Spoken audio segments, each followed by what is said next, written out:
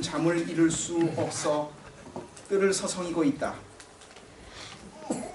저녁 식사를 거의 하지 않았는데도 속이 더부룩하고 소화가 되지 않는다. 머리가 무겁고 가슴이 답답하고 잠이 오지 않아 대충 옷을 걸치고 관저에 뜰로 나왔다. 이 시간에 그는 거의 밖에 나오지 않는다. 이러한 행동에 경비를 서던 병사들이 의아해한다. 졸지도 잡담도 못하고 보초를 서야 하니 속으로 궁시렁거릴 것이다. 왜일까? 그의 가슴이 이렇게 답답하고 어딘가에 꽉 막혀 있는 듯한 것은, 잠을 설친 그는 오늘도 일찍 일어났다. 며칠 전 원로원에서 황제에게 건의한 점령지의 세금과 파견된 군대에 박힌 편지에 대하여 원로원의 친구 막시무스가 보낸 소식을 다시 한번 자세히 읽는다. 분명 이번에 원로원에서 건의한 조세제도에 황제는 반대를 할 것이다. 줄어든 세수는 점령지에 파견될 군대에 영향을 줄 것이다. 세수가 감소하고 군대가 적어진다면 황제의 힘이 위축될 것이다. 원로원과 황제 사이의 갈등이 앞으로 정계 판도에 어떤 영향을 미칠까 궁금하다. 사실 그가 이곳 수리아 영의 골치 아픈 예루살렘의 총독으로 자원한 것도 이유가 있다.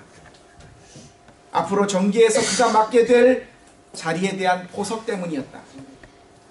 가장 밀란이 많고 자기 신에게 목숨을 거는 광신적 유대인의 태도에 정치적으로 골머리를 썩는 이곳의 일을 잘 처리만 한다면 그에 대한 황제의 신임은 더욱 두터워질 것이다. 이 경력은 앞으로 원로원 수장이 꾸민 그에게 큰 보탬이 될 것이다. 그렇게 여겨 아무도 원하지 않는 이곳을 그는 자원했다. 예루살렘에 와보니 생각했던 것보다 나쁘거나 심각하지 않았다. 유대인들은 자기들의 종교가 그 많은 몇 가지만 건드리지 않으면 굳이 우리와 충돌하지 않으려 한다. 간혹 젤롯이라는 무장괴한들이 야훼에 대한 충성, 종교적인 열성으로 세금 마차를 습격하기도 하지만 군대로 이것을 막는 것은 일도 아니다. 이곳 유대인들은 로마의 정치적 결정에 별 관심이 없다. 워낙 많은 유대인들이 수리아, 소아시아, 지중해까지 다 흩어져 살고 있어 자기들의 정신적인 고향 예루살렘만 빼면 독립에 대한 생각도 별로 하지 않는다. 장사로 부를 축적한 많은 유대인들은 제국의 중요한 세금원이며 이들은 세금을 꼬박꼬박 잘 낸다. 지금까지 했던 것처럼 앞으로 8개월만 잘 버티면 다시 로마의 원로원으로 들어갈 것이다. 이런 은근한 기대 속에 살고 있는 그에게 오늘 새벽 한 가지 사건이 발생했다. 잠옷차림의 편지를 읽으며 로마의 정치적 판도를 생각하는 그를 급하게 불러낸 것은 유대인의 고소 사건을 처리하는 필로였다.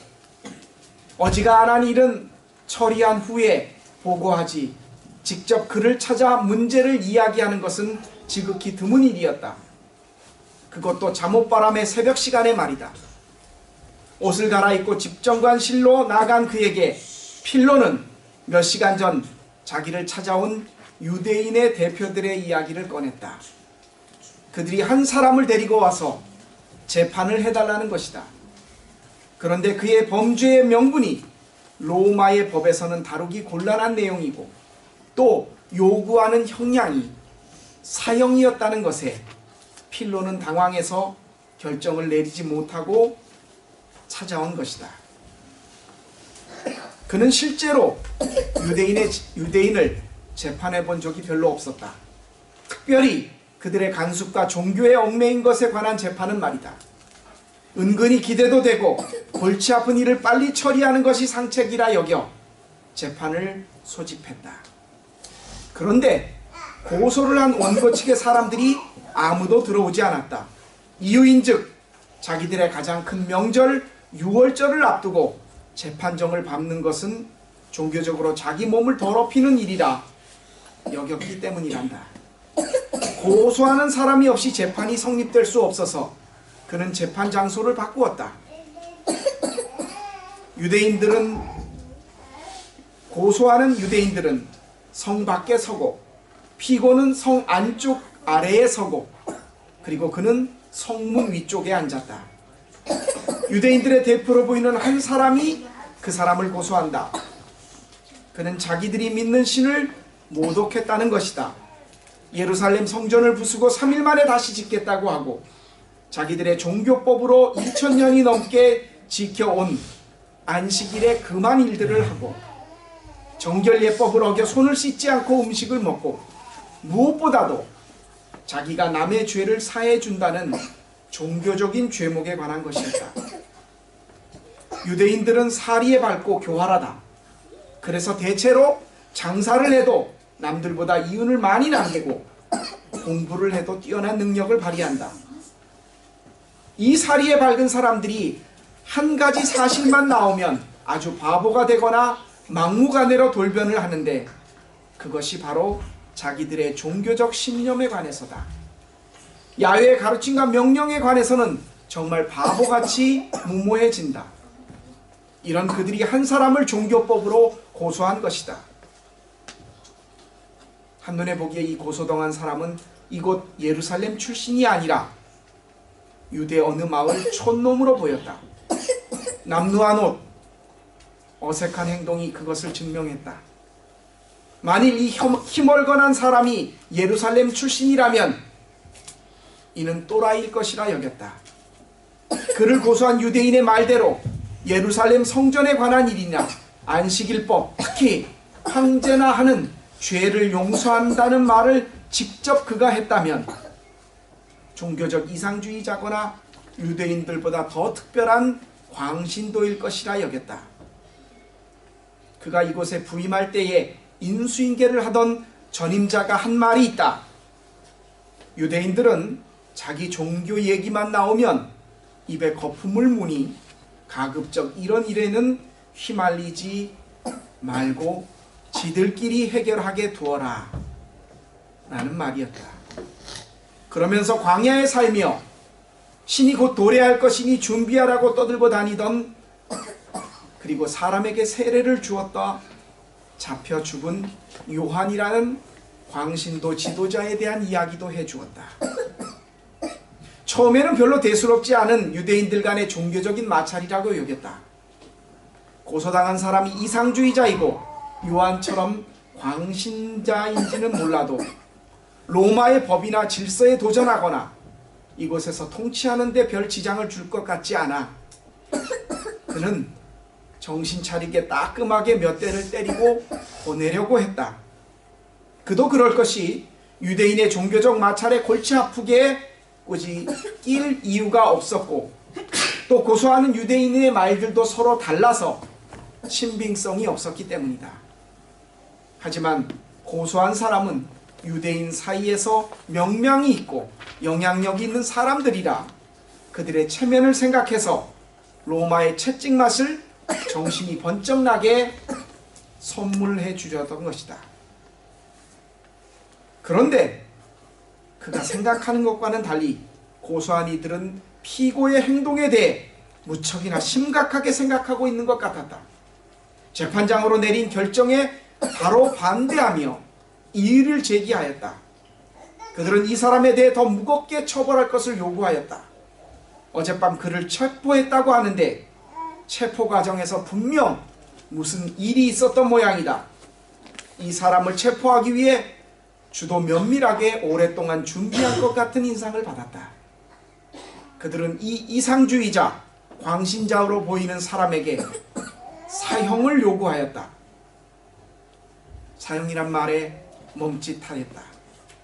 로마에 대항해 강도짓을 하던 무리들은 자명한 로마의 법에 의해 십자가에 처형당했고 그에 대한 보고는 받았어도 그가 직접 한 재판에서 사람에게 사형을 언도한 일은 이곳에서 없었기 때문이었다. 순간 그는 사태의 심각함을 알아차렸다. 유대인들을 벽창으로 만드는 이들의 종교 마찰에 끼어들겠구나. 그런 생각에 얼핏 발을 빼려 했다. 그는 유대 지도자들에게 말했다. 이 문제는 로마의 통치와 관련된 것이 아니라 너희 유대의 종교적 관습에 관한 문제이니 당신들의 왕인 헤롯에게 보내겠다. 여기서 그는 타고난 정치적 감각으로 이 문제를 해결하는 것처럼 보였다. 하나는 이 골치 아픈 유대인들의 관습의 문제에서 발을 빼는 것이다. 또한 동시에 지난번 유대왕 헤롯과 세금 문제로 꺼림칙한 관계를 유지했는데 헤롯을 존중하는 것처럼 그에게 이 사건을 보내면 서먹서먹한 사이에 화해를 할 명분이 쌓일 것을 기대하면서 말이다. 유대 지도자들은 자기들끼리 몇 마디 주고받더니 그러자고 했다. 유대인들은 이 피고를 헤롯에게 데려가 처리하는 것이 더 수월할 것이라고 여겼던 모양이다. 이 문제에서 잘 빠져나간 그는 이들보다 한 수 위라고 생각하였다. 그리고 다시 관저로 들어갔다. 그런데 채 1시간이 지나지 않아 그들이 다시 왔다. 그 사람을 데리고 말이다. 헤롯의 부관이 함께 와서 헤롯의 말을 전했다. 다음에 한번 자기 집에서 보자는 말이다. 분명 헤롯과의 관계는 그의 뜻대로 되었다. 그런데 왜 그가 다시 이곳에 온 것일까? 유대 지도자들을 불렀다. 그들의 말인즉 헤롯도 그의 유지에 동의했다. 이 사람이 죄가 있다고 말이다. 다만 유대인의 법대로라면 이 사람을 돌로 쳐 죽여야 하지만 지난번 총독의 특명으로 유대인들이 자기들의 법대로 사람을 돌로 쳐 죽이는 것을 금했다. 이 법에 대하여 그는 특별한 언급을 하지 않았기에 유대인들에게 이 법이 아직 유효한 것으로 여기고 있었다. 그들이 말했다. 우리에겐 사람을 죽일 권리가 없습니다. 순간적으로 아차 싶었다. 꼼짝없이 그들의 관습의 문제에 휘말리게 되었구나 하는 생각과 함께 이들이 정말 독하게 마음을 먹고 있구나 하는 느낌이 들었기 때문이다. 이젠 그가 배우고 경험하고 알아 시행하는 로마의 법으로 접근해야 한다. 그렇다면 로마법이 얼마나 우수한지를 이들 벽창호에게 한 수 가르쳐주고 싶었다. 그래서 본격적인 재판에 들어갔다. 먼저 원고의 고소를 듣는다. 그런데 유대인들이 고소하는 내용이 1시간 전과 달라졌다. 교활한 유대 지도자들. 이들은 1시간 전 유대 사람 몇몇을 사주해 이 사람을 자기들의 종교적 관습을 어긴 것으로 고소했었다. 그래서 이 사람 저 사람의 말이 달랐다. 이것을 재판거리가 안 된다고 했던 그의 말 때문인지 자기들 종교적 이유가 아니라 로마를 향한 정치적인 이슈로 번복해서 그를 고소한다. 이 사람이 자칭 유대인의 왕이라 했다는 것이다. 유대인의 왕. 이것이라면 문제가 달라진다. 예루살렘의 유일한 왕은 로마가 인정한 분봉한 헤롯을 말하는 것이다. 로마가 인정하지 않은 다른 왕이 있다는 것은 곧 반란으로밖에 설명할 수 없었다. 그래서 직접 그가 물었다. 너는 피고로 불려왔지만 이곳 재판장에서 내 결백을 주장할 수 있다. 로마의 신성한 법과 그 법을 성실히 수행하는 내가 그것을 보증한다. 그러니 사실대로 말해라. 이들이 널 고소한 명분, 너희들의 종교법을 어겼다는 것이 사실이냐? 그런데 그 피고는 아래로 눈을 내리고 아무 말도 하지 않았다. 로마 말을 몰라 그러는 줄 알고 유대인 통역을 불렀다. 통역을 통해 그가 알아들은 그의 질문에도 아무 대꾸가 없었다. 이상했다. 마치 정말 자기가 모든 것을 했다는 것을 시인한 사람처럼, 아니면 해보지도 않고 모든 것을 포기한 사람처럼 아무 말이 없었다. 다시 한번 상세하게 재판에 관한 공정함을 설명하면서 물었다. 그런데 이상하게도 그는 이런 방구, 아무 대답도 설명이나 변명도 없었다. 답답할 이유가 없어 그는 답답해져가는 단도직입적으로 물었다. 네가 유대인의 왕이냐? 이 말에 그의 눈빛이 빛났다. 그도 이 질문의 심각성을 아는 듯 말이다. 굳게 닫혀있던 그의 입이 짤막하게 열렸다. 단 한마디였다. 당신이 그렇게 말하였소. 무슨 말인가? 네가 유대인의 왕이라고 물은 그의 말에 단 한마디, 당신이 그렇게 말하지 않았소? 라는 말은 내 말이 맞다는 것인가? 아니면 난 그렇게 말하지 않았는데 재판장 당신이 그렇게 말했을 뿐이요? 라고 한 것인가? 점점 재판이 꼬여간다. 지금까지 재판의 경험으로 또 느낌으로 이 사람은 지금 자신이 한 일보다 더 큰 궁지에 몰려있다. 고소한 사람들은 이미 각본을 다 짜고 말을 맞추었고 아무 대답도 없는 저 피고를 압박한다. 또한 그 압박의 눈길을 보낸다. 도둑이 재발절이다고. 다 시인하니까 침묵하는 것 아니냐. 빨리 법대로 처리하시오. 그런 눈빛과 분위기다. 오기가 생겼다. 로마가 많은 식민지를 일구며 그들에게 심어준 가장 자랑할 만한 것이 바로 법 아닌가. 재판장의 멋대로 입맛대로 처리한 것이 아니라 공정하게 만들어져 재판을 받는 어느 누구라도 이 법 앞에서 평등함을 얻는 로마가 자랑하는 법, 그것을 신성하게 수호하는 그에게 이번 일이 저들의 각본대로 움직여진다면 총독인 자식에게 있어서는 치욕이다. 이런 생각이 드는 그는 단호하게 결론을 내리려 했다. 내가 보기에 이 하잘것없는 피고는 고소한 당신들이 말한 것처럼 위대하거나 위험할 일을 할 왕이 못 되는 것 같소. 그러자 그들이 완강하게 달려든다.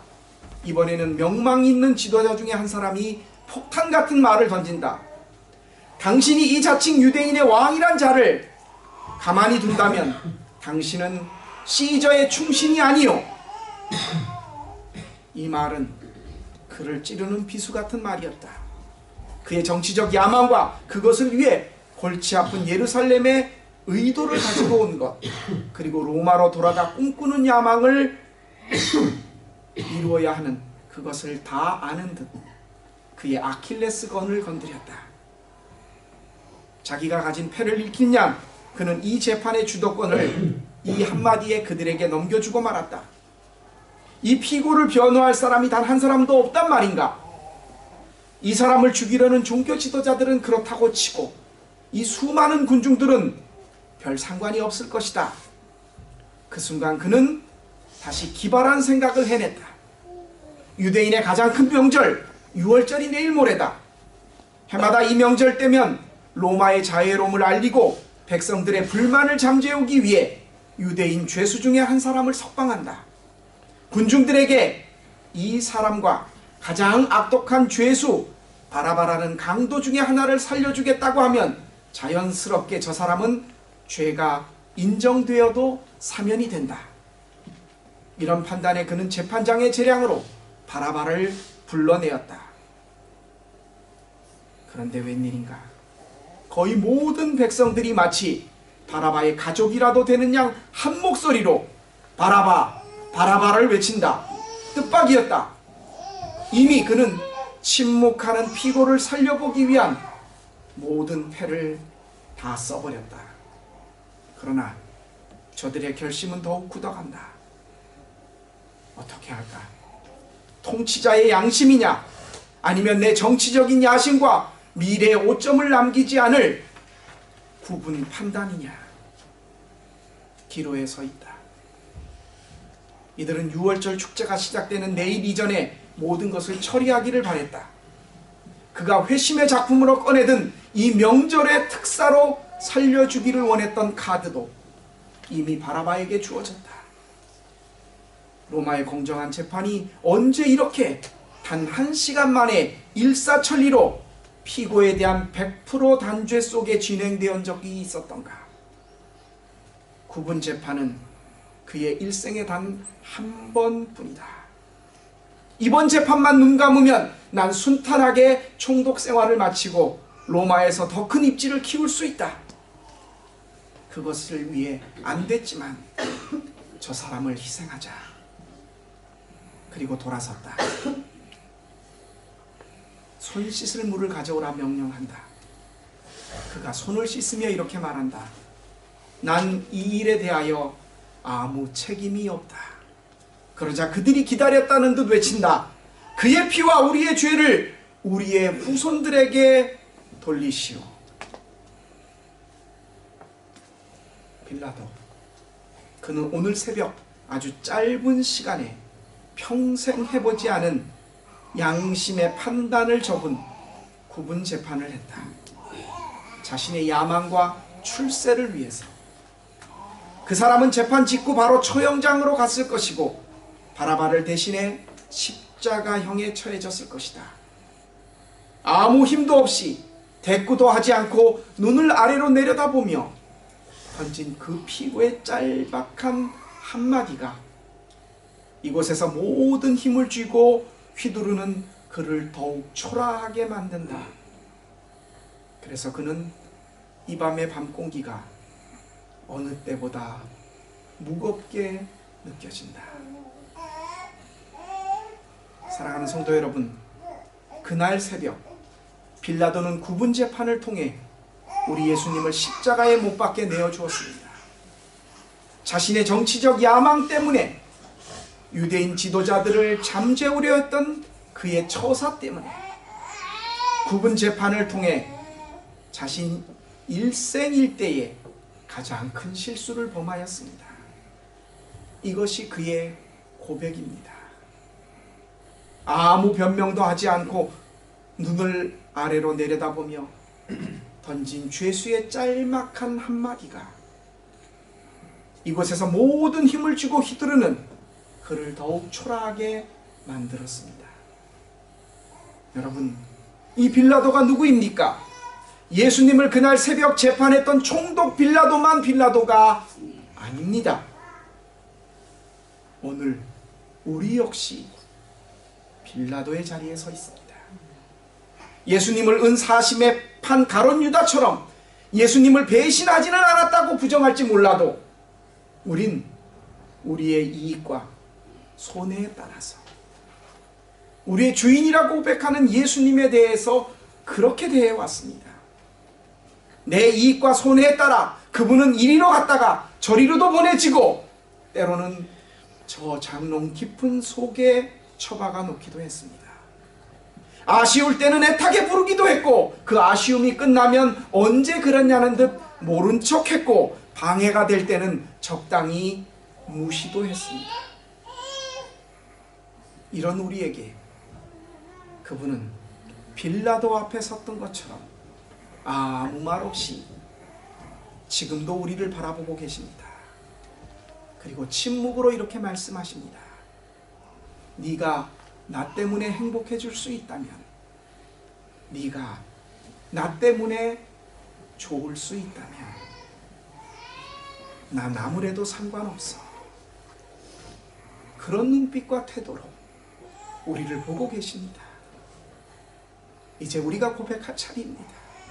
그분의 그 눈빛과 우리를 향한 태도 앞에 우리는 매일매일을 재판장 앞에 서 있습니다.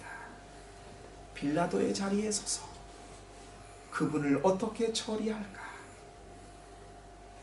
사랑하는 성도 여러분, 빌라도의 자리에 선 우리들, 내 앞에 서 있는 예수님, 그분 앞에서 우리는 지금 어떤 고백을 할 수 있을까요? 기도하겠습니다. 자신의 정치적인 야망과 출세, 유대인 종교 지도자를 바라봤던 눈치, 입신양명과 안위로 그 속에서 자기가 자랑으로 여겼던 로마의 법을, 양심을 구별하며 빌라도는 예수님을 십자가에 내어주었습니다. 2000년 전의 그 사건이 한 번으로 끝난 사건이 아닙니다. 오늘 우리는 매일매일 예수님을 재판하는 빌라도의 자리에 서 있습니다. 무시하기도 하고 때로는 외면하기도 하고 때로는 나를 바라보시는 예수님의 눈빛을 저버리면서 나의 주인이라고 하는, 나를 대신해 돌아가셨다고 하는 그분을 우리는 그렇게 대해왔습니다. 주님, 이 시간 기도합니다.